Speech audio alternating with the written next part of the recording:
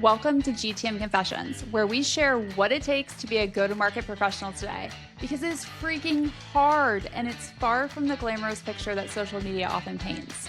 Consider this show your weekly go-to-market therapy session. I'm your host, Stephanie Cox. I have more than 20 years of experience and I've done almost everything go-to-market related in my career. In this episode, I chat with Sam Smith, technical advisor at NeighborServe, about balancing product priorities, what it's like to be part of a company that's acquired and one that shuts down operations, the biggest misconceptions about using AI in product development, and so much more. Welcome to the show, Sam. I'm super excited to chat with you today. Hey, Stephanie. Thanks for having me. So, first question, and for those of you who don't have a background on Sam, he is really a product, technical, engineering CTO type of persona. So he has had a really interesting perspective, I think, in my opinion, because as I've said before in the show, product to me is part of that go-to-market functional team. And he has to deal with sales, marketing, customer success. And if you've ever been in a product role dealing with those other three teams, they have a lot of needs for the product specifically. I've been that person. So I think maybe to level set, how do you balance these conflicting priorities among the various go-to-market teams? Because you have kind of what the product vision is, and then you have what sales is trying to sell, what marketing is saying the product does, and then CX, who is, typically like getting it thrown over the fence to them. How do you even try to balance that? Yeah, it's a really good question. And I think you're right. It starts with product vision. It starts with alignment across teams and knowing this is the thing that we want to go after and what we're trying to accomplish. Goes a long way into helping keep people on the same page. And I just want to say I don't have to deal with those teams. I get to deal with those teams, and it's all part of a cohesive go-to-market motion. But I think you'll hear this a lot from me is focusing on customers and setting the right expectations is going to be something that matters across any of these teams in a go-to-market motion. How do you think about kind of crafting that initial product vision from customers? Like, is that something that is often very obvious up front, or do you think that there are times where the different groups involved sometimes have conflicting visions of what the product should be? Yeah, it really depends, I think, on the type of business that you're running. If you've got something more established and you've already got some sense of product market fit, you probably have a good idea of what needs to come next, and that can help drive kind of the direction of the roadmap. For a startup company, which I tend to work in more frequently, it's a lot less clear. There's a lot more energy that's spent on talking to as many people or prospects or customers as you can. And you'll get different information from them. You'll get different information from your board. You get different information from the people in and running go-to-market teams. And so that can be a bigger exercise in trying to identify patterns and see where the commonalities are. And it's really just kind of a numbers game of getting as much input as you can. It's entirely possible for you to start seeing a pattern and you build a vision and you build a roadmap and you go down there, you go down that direction, and then you get new information later, and that actually ends up changing what you thought was originally the right thing to do. So I think expanding the amount of people you're talking to get as much information as possible, and then being open to that. You have to look at it flexibly and be open to making a change when the time is right, while at the same time balancing it with the conviction that you already have around what you think so far is the right thing to do, and using both of those as kind of a guidepost on where to go. Then you have the situation which I know I've been in. I tried not to be the one that did this to the product team, but I'm sure that probably happened too, which is, hi, sales wants to close deals. And sometimes I like to call it sell the future. We sell the future of Sure. where the product is headed. And may not always be as crystal clear about whether or not the product can do that just yet. So how do you handle those situations where your sales team is selling ahead of the vision because in most situations, right, you've shared the product roadmap of where you're going, But we all know, especially when it comes to development, it's never a perfect science of when things are going to get done. Dates do move and slide. So, how do you handle it when sales is selling stuff that you don't have, or maybe selling it in a way that is different from what the product is really meant to do? hmm I love that situation. I think it's a huge strength, especially for a smaller business, to be able to lean into the vision that they have and where they're going and the excitement, and bring that into prospects that they're talking to get people excited. Um, I think really, as long as there's transparency internally among what's being pitched, what's being built right now, how we're positioning that. I think that goes a long way and kind of reduces some of the risk of maybe selling ahead of where you are today. Um, and I really think that's as a product leader, I want to talk to my sales and marketing teams about the things that they're hearing in deal cycles. What objections are you getting? What things are you posting about or writing about or doing podcasts about that are converting well? And I think those can be signals that can help guide the roadmap in the right direction. Because you want to build a great product, you want to build cool, fun stuff, but you got to make sure that it's going to fit the market that you're trying to attract. So I really think being transparent, especially across leadership teams, is the right way to set that expectation. And then from there, that can make its way down to the rest of the team to say, here's the thing we want to be pitching. We know it's going to generate excitement with our future prospects, and you can start to drive some timeline expectations with product and engineering to figure out, is this thing going to be ready next week? Is it going to be 6 months from now? When's it coming? Um, and I think that's a really cool area I love to be in, just because it kind of solves two problems at once. It takes the question work out of the roadmap and what to build next. And it gives your go-to-market team, especially at an early stage company, some ammo to go out with and get people excited. I think I've also been in this situation, and I think it's why it's so important early on in startups that everyone knows the product really well. Because there's been times where you have like sales and marketing who maybe aren't, I don't know if they have to be product experts, but they have to be pretty advanced in terms of like what the product does today, where it's headed, the problems that it solves. Because otherwise, I think they can oftentimes craft kind of like a different story of what they think the product does, and then you end up in these situations where you're like, I mean, I get it doesn't really do that. It's never really going to do that. Why did you think it did that? Or like that was like a mock-up that we shared as like a potential that was we're not doing that. I know I've personally experienced that, which is really hard. And then the flip side of that is when you were a startup, like let's be honest, you're chasing revenue. You need the monies. So the one thing I have fallen victim to, I'm sure you probably fallen victim to it at some point in your career, is you want the win, you want the deal, but you don't want to be a custom dev shop.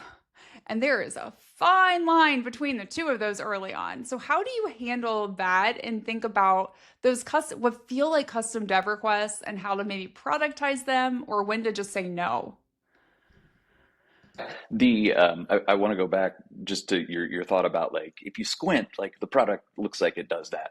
I think that can probably come down to kind of training and enablement, especially for new people coming into the business. You got a new rep who's going to come in and start taking deal cycles. That's a product enablement exercise. And hopefully, if you're a startup, there's probably not a ton of product that you have to educate on, but it's just some baseline examples and use cases, or success stories, or maybe even failure stories of, here's what this doesn't do, and what we shouldn't position it as. I think that kind of enablement can go a long way.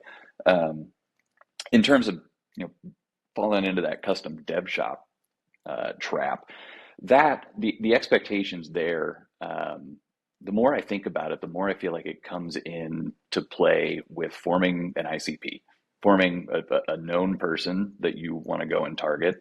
Um, and at an early stage company, that's hard to find. You probably don't have that very early on.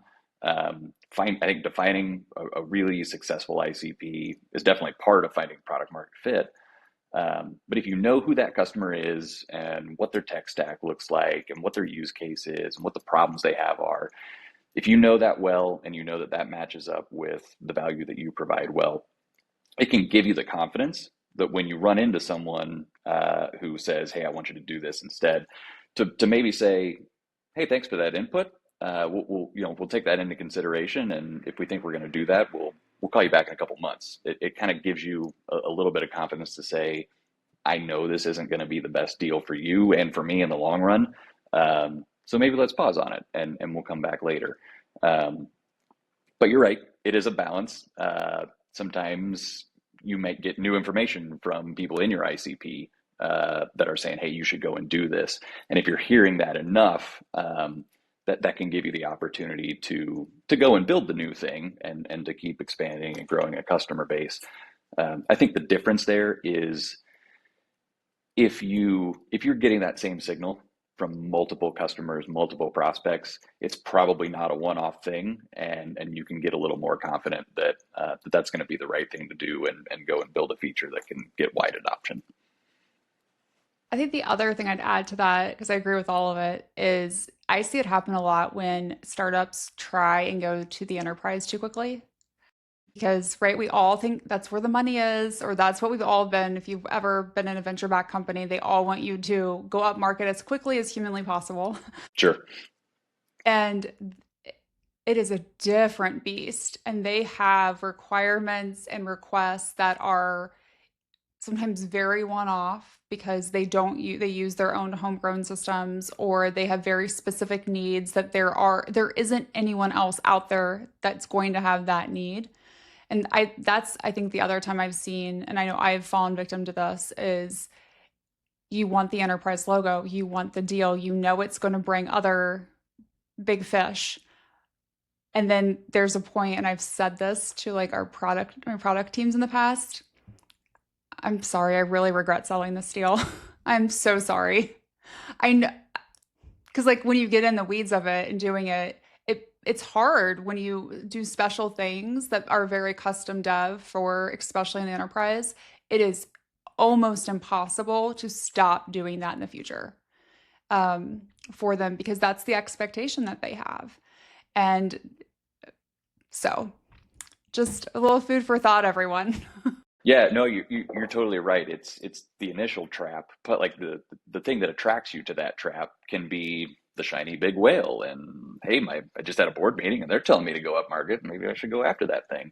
Um, that's part of what pulls people into it. I think there are enterprises out there and people that work in software procurement in an enterprise that know that they've got weight that they can throw around. They know, especially if you're a startup and they're paying you six figures, they might be your largest deal, and they can maybe threaten to walk away if you don't do it.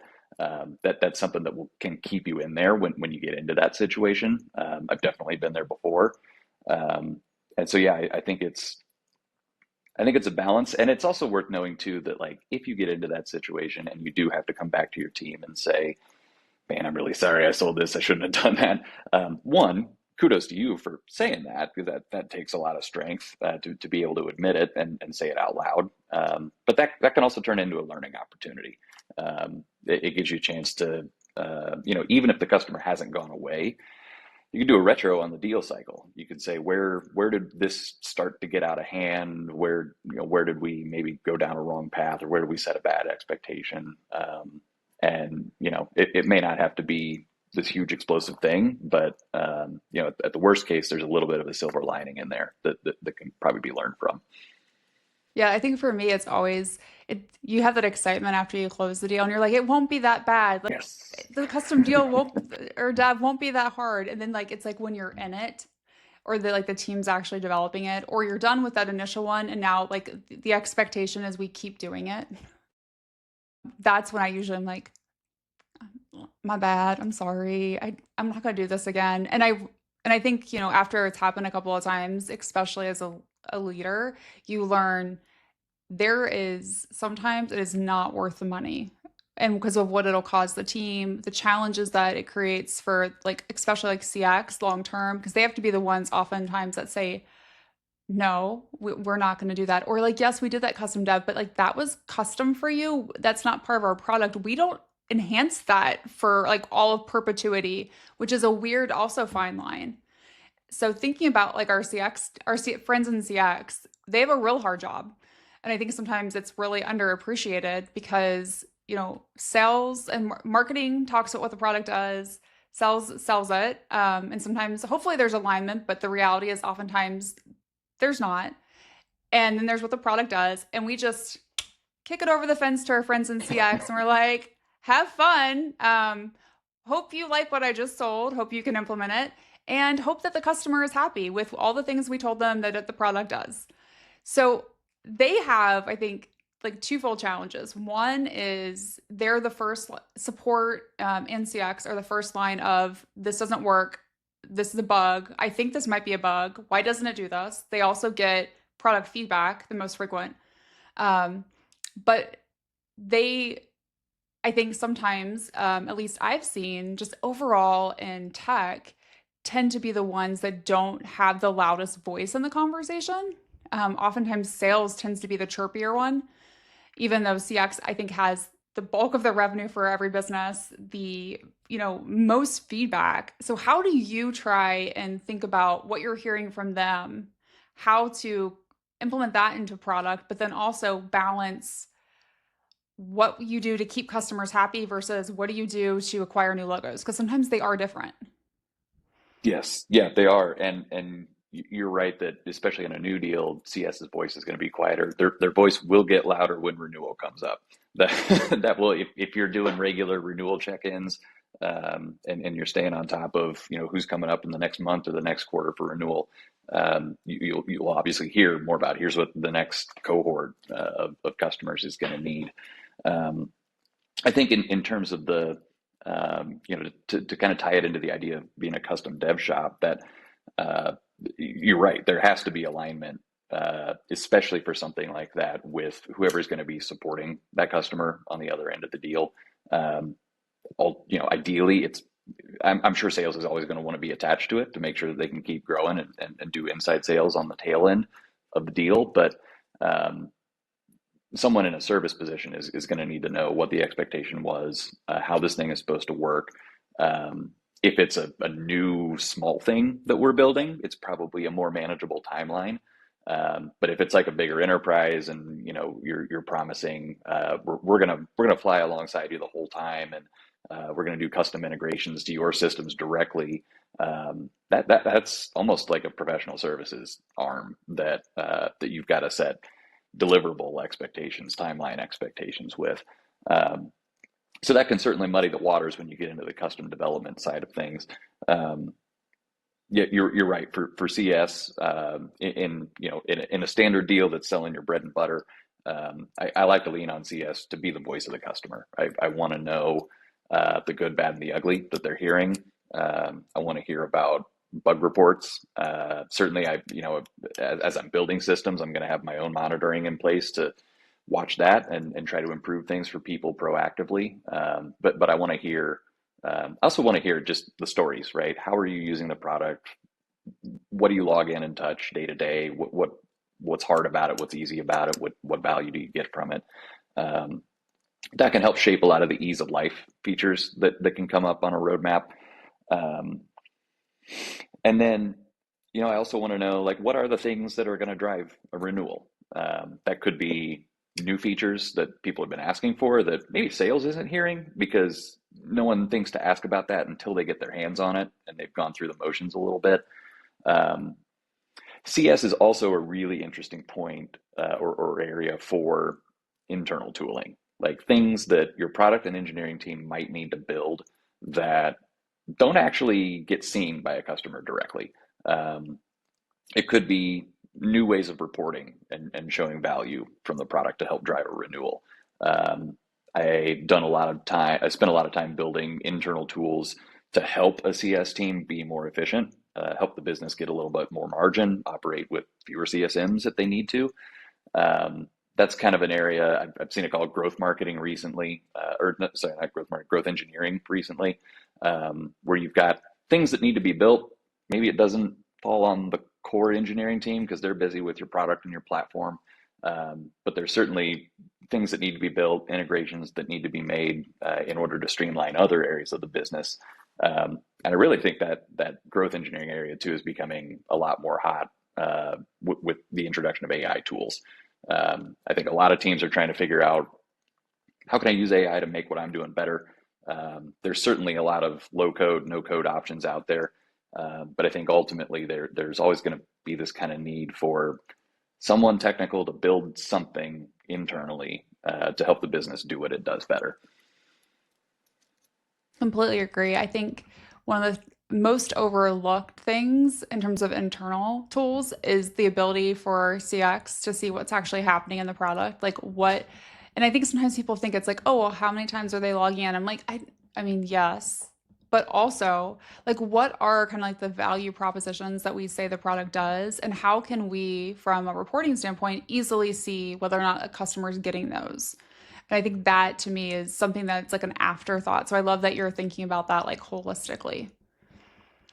Yeah, I So think that pattern of usage is really core to identifying product market fit, especially early on. You want to know there's certainly, did we close a deal? Yes or no. Did this customer renew? Yes or no. But if you can start to identify the like critical moments within a product that need to happen, and you can track that these customers are doing them, they're doing them repeatedly, you get a lot better sense of stickiness in the long term, and can we attract more people that fit that ICP? completely agree. So I know you mentioned how you love getting all this customer feedback, and we get it directly from customers, you get it from different functional areas. What do you do when the feedback you're getting is different than why the company was created, the product vision? Because I think this is something that people forget or maybe just don't talk about. And I think Slack is a great example of that. Slack was created to be a completely different company than it is today and solution, right? Like what turned into the Slack that we all know was an internal tool that they built to communicate as a team. And that happens a lot in startups where as your kind of your vision for where you start and what you end up finding from a product market fit standpoint can be very, very different. So, have you been in that situation? And if so, how did you handle it, or how would you handle it theoretically? Um, I don't think I've been in a situation as maybe as wildly different, especially as the Slack example. Um, I will say, it kind of comes back to keeping an open mind, right? You're always going to get information that's going to challenge what you think the right thing to do is. Um, I think there's kind of a question of literally the question is, what do you do with that information? Is it something that should be rejected because you know what you do best and you know that that's not the thing? Do you maybe you run some analysis against like who's making that request? Is it some segment of the market that I haven't tapped into yet, and this is something new that could unlock a new channel for us or a new part of an ICP? Um, if you're hearing it from a lot of existing customers, maybe that is like kind of some social proof of, hey, this is something that needs to change in my core product. Um, and we need to maybe even fundamentally change how we think about the way that this thing works and what the point of it is. So I'm tempted to say, I would want to look at what are the sources of information where I'm getting that from, and see how that fits uh, into some kind of change, whether it's the market that I serve or the product that I offer or both. Um, I think it could, that doesn't necessarily mean it has to be a change to the existing product that you have. It could mean that there's kind of a supplementary product. There's a second or third product that you could go and add that's complementary to what you already have today that kind of uh, cracks open some pain points for the same people that you serve, but solves it in a little bit different way that works with the product you've already got. Yeah, be lucky that you haven't experienced this fully because I have, and it is like, whew. I think I would tell you like if you just like thinking back, all I thought was like I ate a lot of chocolate and I think I cried at one point Okay. because Like just like, oh, because you're so into it. And I think the challenge is when you create a company and you're part of that initial like founding core group, what you have such a passionate vision for what you're going to build. Like you believe in it to your core.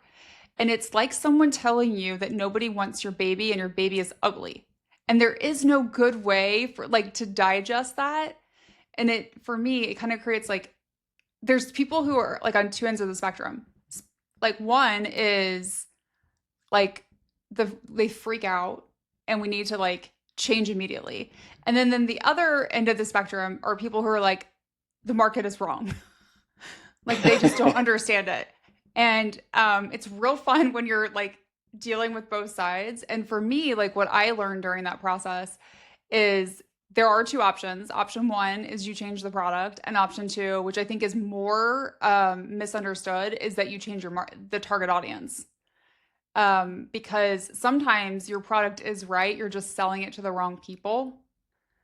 And then sometimes it is the right people, but your product is different. And I've experienced both of those situations. My most recent experience at Lumivate, um, I think we experienced both at different points in the 7 years I was there. And one part was the product was, I think, more ahead of where the market we were selling to was. Right. And so it wasn't that they didn't think there was a need for it. It wasn't that they didn't get excited about it. It was just more technically advanced than they were ready for from a business perspective. And I think we see a little bit of that with AI today. There are companies that if you're in tech, everyone's talking about AI.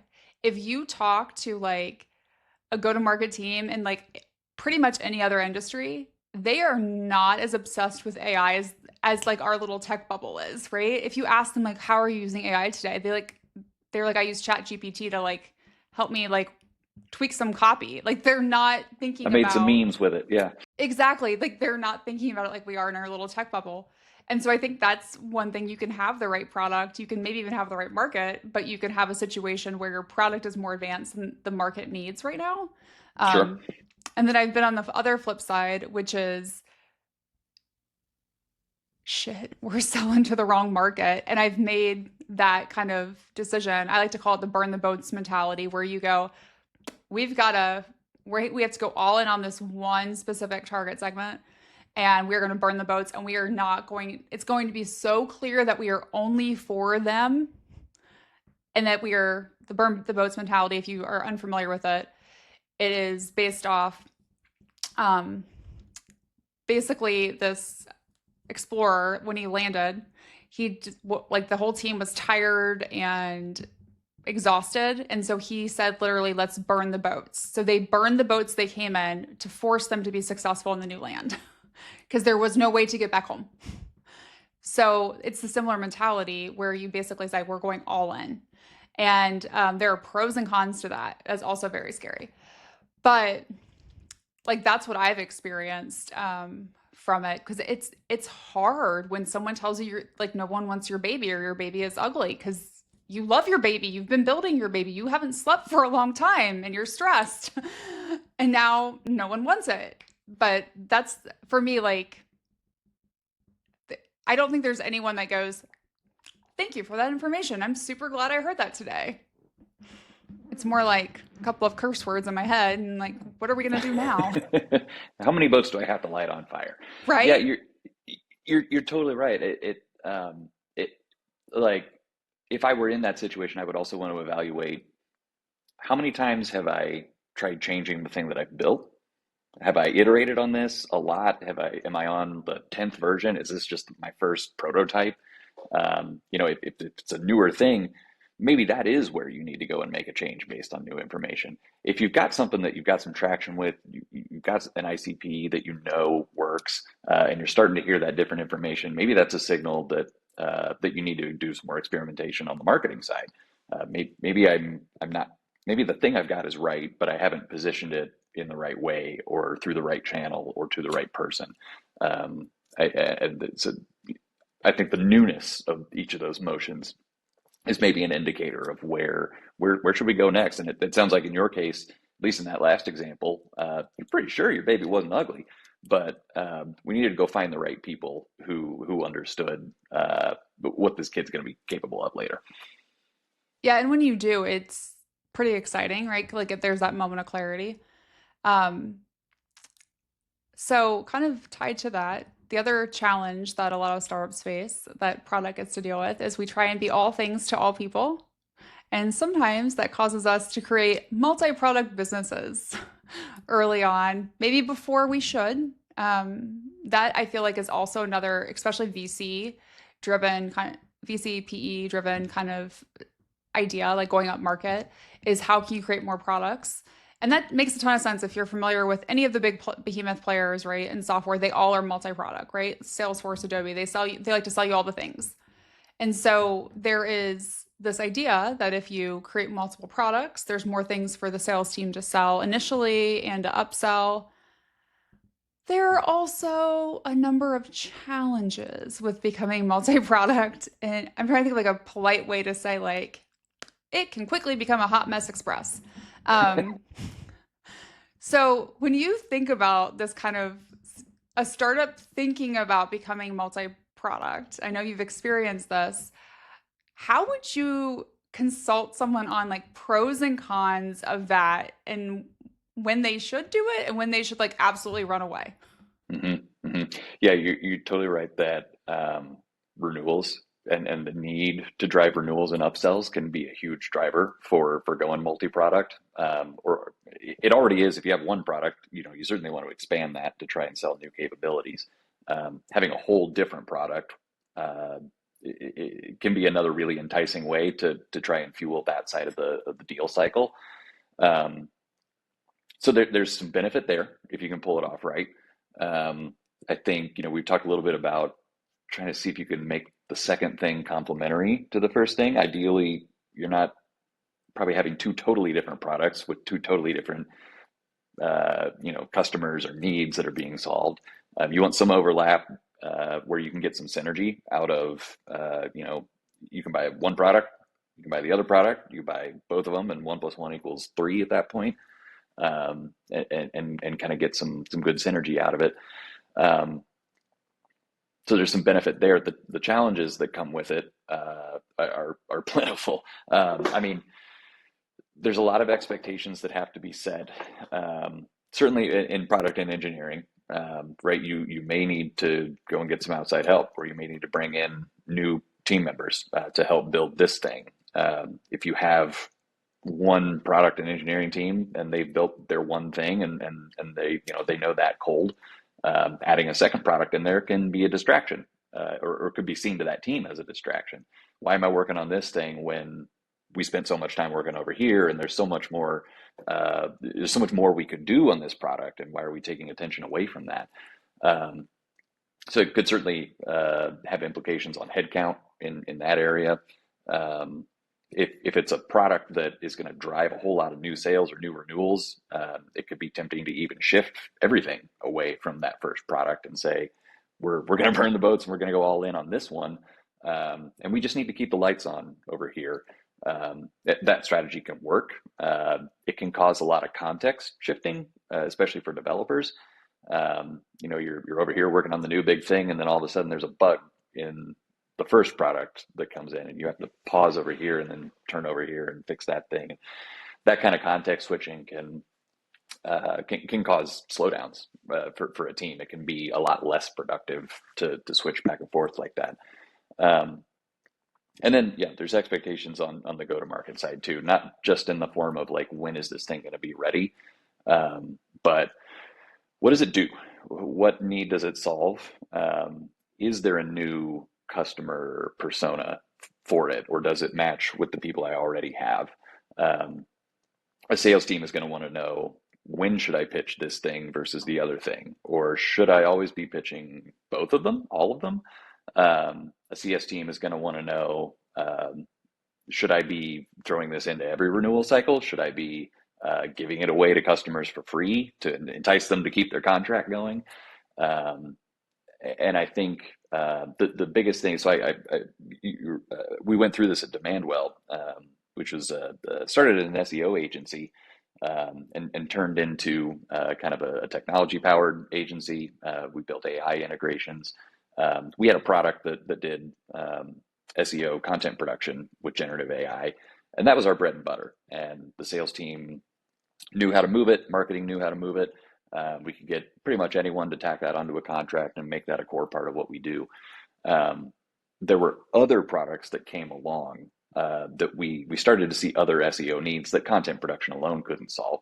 And so we built second and third products to try and meet those needs too. And I think to be transparent, we had a lot of trouble getting those new products to get the traction that they should have.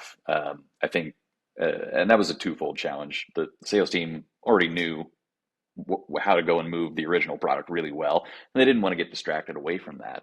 And it also resonated with the customer base really well. A lot of content marketers are judged, and their value comes from how much content they crank out. So it was really easy to kind of align those values.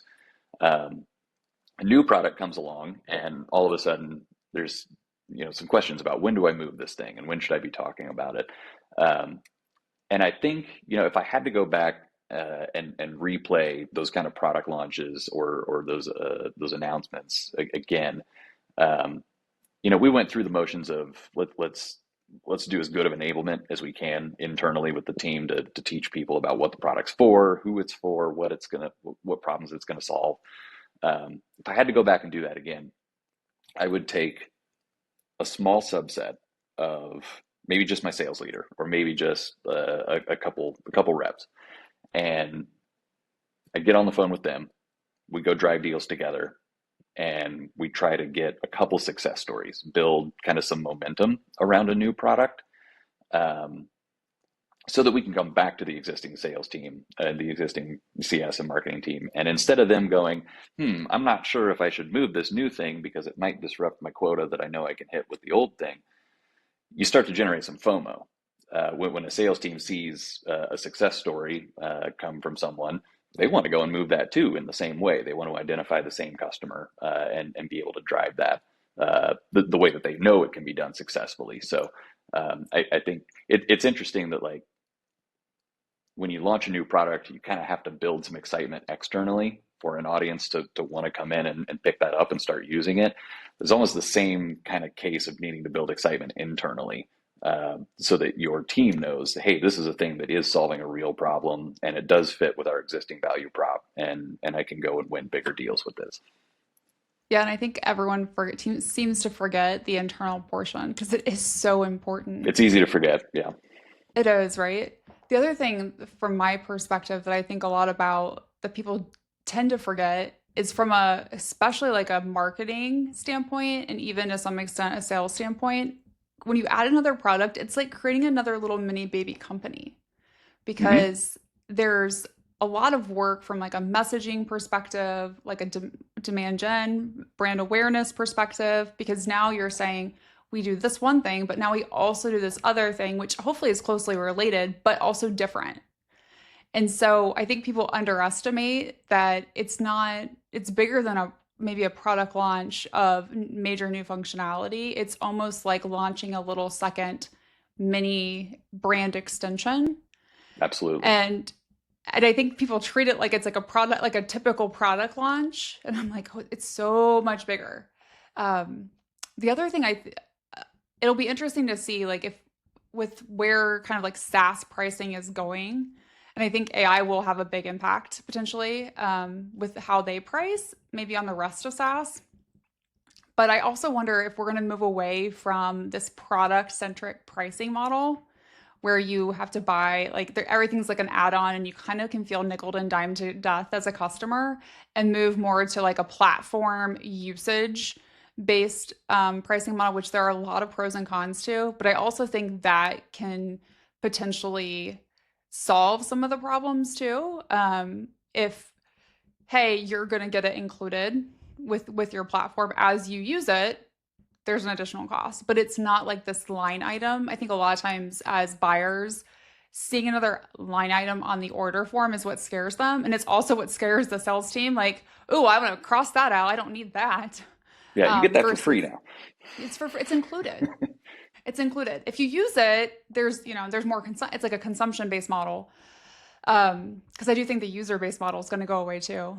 But so thinking about that, you've been part of an acquisition and part of a company that shut down operations, which I have as well. So let's maybe talk about the acquisition that you were a part of. What was that like, and how did your role change from what you were doing pre-acquisition to post-acquisition?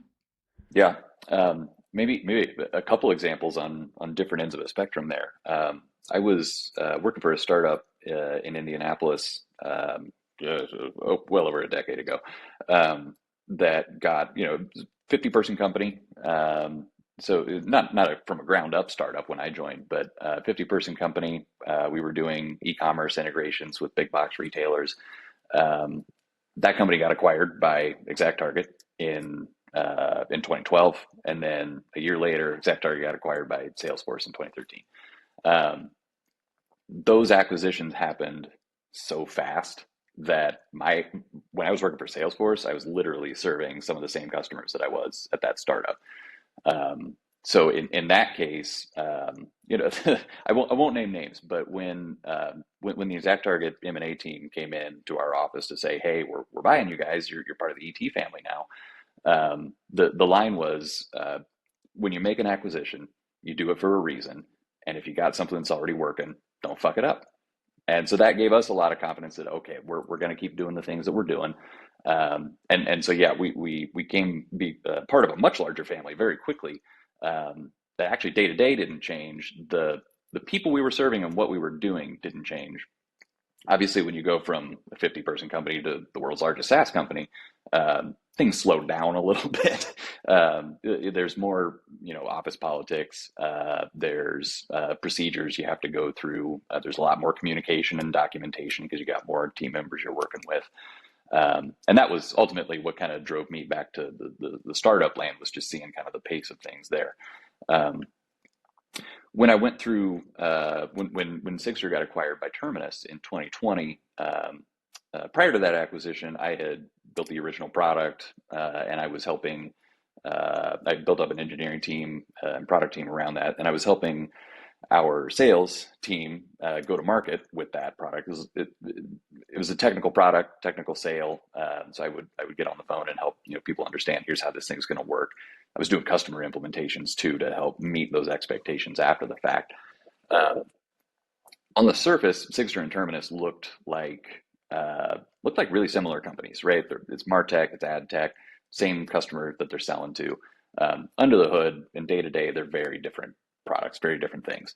And so a lot of my role actually during that acquisition and after changed to pure enablement internally for the Terminus people. We had to help them understand, here's the way these solutions work, here's the different options. On the sales side, it was uh, here's how you can layer this in to a deal. Here's the things to look for when to recommend it.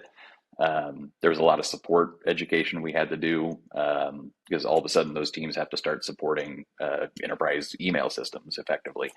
So there was a lot of education to do to kind of teach the new members of the family how this thing works, so that they can go and have me not be a bottleneck, right? I want to make sure the rest of the organization is set up for success in that.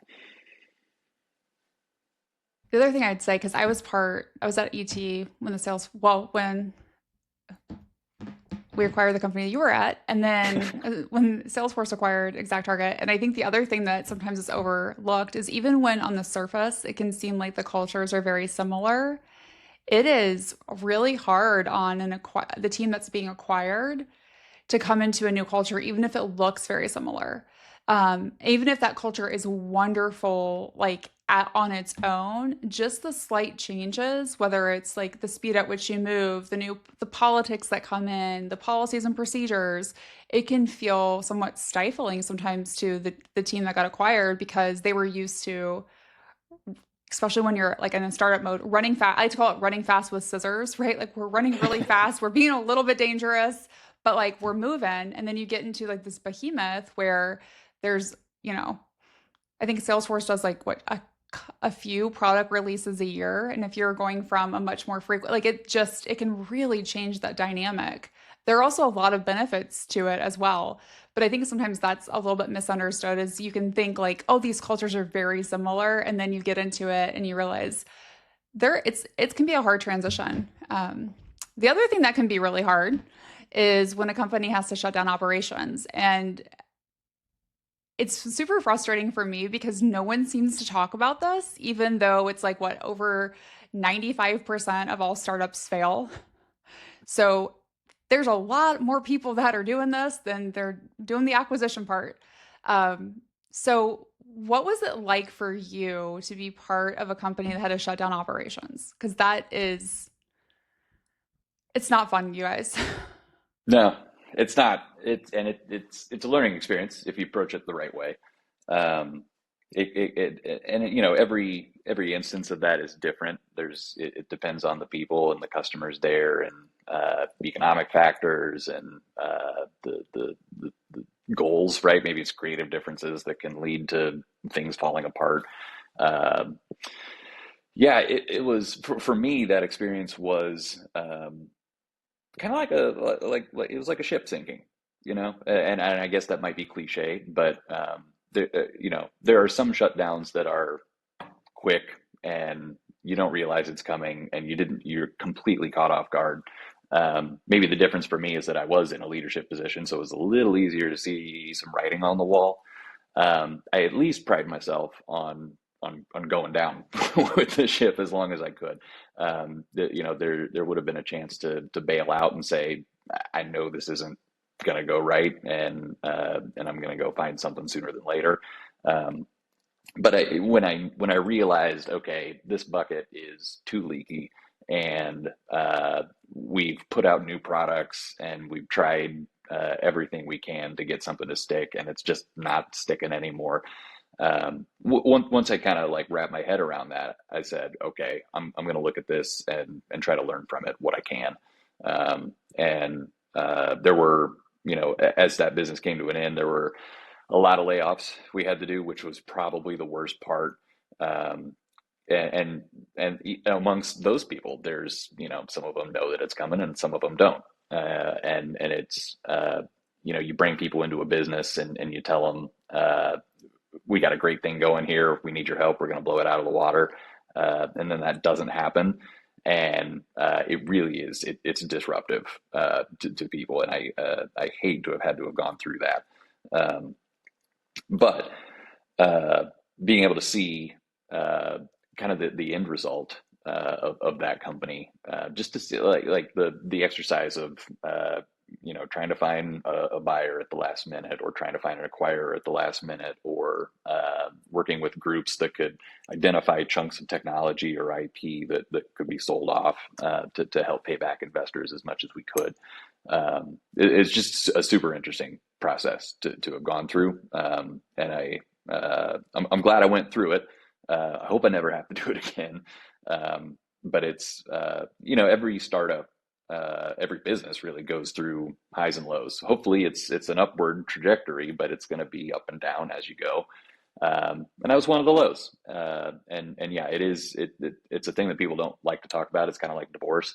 It happens all the time. Maybe you don't know about it, but there's always something to be learned from it. No, I agree. That's exactly when you were talking, I was like, it's like no one goes into a marriage thinking they're going to get divorced. No one goes into working for a startup or creating a startup thinking it's going to fail. But the reality is, it does happen. And I wish more people would talk about it because I think it would make everyone that's going through it feel like it is a normal thing that happens, unfortunately. And sometimes I think especially on LinkedIn, there's a perception that like, well, you could have tried harder. And I'm like, no, like sometimes no matter what you do, it's not going to work. You could have a great product. You could be in a situation like I think about a lot of companies that really fell apart when COVID hit or really bloomed because COVID hit, right? Like no one could have predicted that, right? Sometimes there are market forces that do it. Sometimes there is, like interest like where interest rates are can really impact where funding is, and there's nothing you can do about that. So I do think yes, there are things that you can control, but there are also a lot of things that you can't control that influence it. Um, and it is like being on a slowly sinking ship, especially for leaders. And I know if you see someone on LinkedIn post about like the company just shut down and it just happened that day and everyone's shocked, their leadership team is not shocked. That is a bold-faced lie. That leadership team and that board have been talking about that way longer than probably anyone realizes. They just can't talk to anyone about it. And I think, there's zero reason why a company should shut down operations on a single day and tell customers that day and then just turn off their platform like we saw a lot of companies do last year. Like there's no excuse for Yeah. that nonsense. Um, but it is hard because typically what you start to see happen when the ship is got a lot of holes is there is this a lot of layoffs that have to happen, and that is the worst. Is It's just really hard because you have to let people go, and then you have the people that are staying that you have to also tell them like, hey, we still believe in this, because you do and you are going to try to make it work, but then there becomes the point where like the writing is so clear on the wall, and oftentimes that is a especially if you're a VC back, that's a board decision. That isn't necessarily the leadership team is not making that decision. They might be providing perspective to the board, but that the board decides what happens. And then I think the other part is if you are part of the team that does the shutdown, which there are, like, having been through this, well over 100 tasks that have to be completed in order to shut down a company. It is way bigger than anyone I think thinks it is. It's not like you just decide to be done. There's a lot of legal and financial things that have to happen, Yes. a lot, to like really wrap it up in a bow. And there's timelines tied to various things. But for me, in addition to like the team being impacted, the hardest part was deleting like the GitHub repos, Mm. turning off all the stuff in AWS. Like that is, and I didn't think that would be really hard because that you had, I'd already processed it. Um, I'd known it was the team had known it was going to happen for a while. I, had known longer that it could be happening. But what really hit me was the day we had to do that, because that is when you are literally deleting everything that you have worked for, especially if you're a software company, the entire time you've been there. And it hit me harder than I thought it would. And I was like, I don't even know that much about AWS. I know enough of how to delete things. um, but just whoa, like it was pretty rough doing that, because when you think about software, the most important thing is your code and Yeah. your You're servers. pulling life And support. like you're pulling life support, and when you're the person that's like typing in the word delete and hitting delete, Yeah. And it it's makes you hard. do that. It makes you do that, and when you have to do it as many times as I did, it is just like death by 1,000 paper cuts. So it's pretty rough. Well, on the flip side of that, we've talked a lot about the kind of like the role CEOs and VCs can have on software companies. They are playing a very big role right now when it comes to AI. So they are, I think, definitely pushing the use of AI a ton. And there, in my opinion, are a lot of misconceptions about how AI could kind of be used today. So, what would you say are the most common misconceptions about how AI can impact product development? That's a great question. Um, I think the easiest misconception to jump to is something along the lines of all your developers are obsolete, or you can do the whole company by yourself now, I or have heard people say that, just to be super clear. Like, and I've it's heard people say that multiple times. yeah, it's and I believe it's totally possible. Like, be a sole proprietor, build your own thing, put it out there. More power to you. Um, it's not going to be easy. We have tools that can help us build products and build code, and that's great. There's still a lot of hard parts that go with it, and hopefully, I'd love for that to get easier over time. The misconception, I think, is just that panacea of, oh, I can get rid of all my developers, or 90% of them, and still keep the lights on and keep shipping features and keep doing new stuff. And I think I think AI really, and especially as I've been experimenting with AI in the engineering process, it certainly has made things easier for like prototyping, for rapid prototyping, building something, whether it's an entirely new product or a new feature, something new that you're adding to an existing product. I think there are, I think things like Copilot, Cursor, dev tools like that are making it easy to build something from scratch. Especially though, if you already have a software engineering background and you don't have to think about the you have an opinion already on the types of systems you want to build and how you want to model things, rather than taking a week and hammering out the things that you usually do. You can take an afternoon and get a tool that you provide really good guidance to help you do that. And I think the guidance is a core part of it, and maybe is another misconception, that a lot of these AI tools still follow the core principle. There's a time-tested principle in engineering, which is shit in, shit out. If you are providing poor context, poor clarity, not enough info, or your prompt is just like, build a CRM for me, you're probably not going to get the best thing ever. And you're probably not going to one shot an entirely new product either. You're going to have to work with these tools, and tweak the output that they give you, iterate on it, or maybe even try a version of it and get really far and realize this has gone off the rails. I've got to restart and try something new. And that is the beauty of some of these AI tools in development, that you can spend a day or two or even a week building something and seeing how far you get with it. And then if that's not right and you need to go do something else, you could throw it away, because it's really easy to start over and do that again. So I know a lot of times what it can do is really de-risk a business. It can let you prove a value faster, and show you the right way to go sooner, so you waste less time on figuring out what's going to be the right thing to build. And that's where I think the power of a misconception, like you can do this all by yourself, comes in. It's really a tool to speed things up and ultimately de-risk what you're doing. No, completely agree. And especially since I think sometimes the misconception is not just that you could do all this without engineers, is that someone who is a non-engineer, like someone like me, who knows enough about coding to be dangerous, like who could probably, I can build a website, That's good.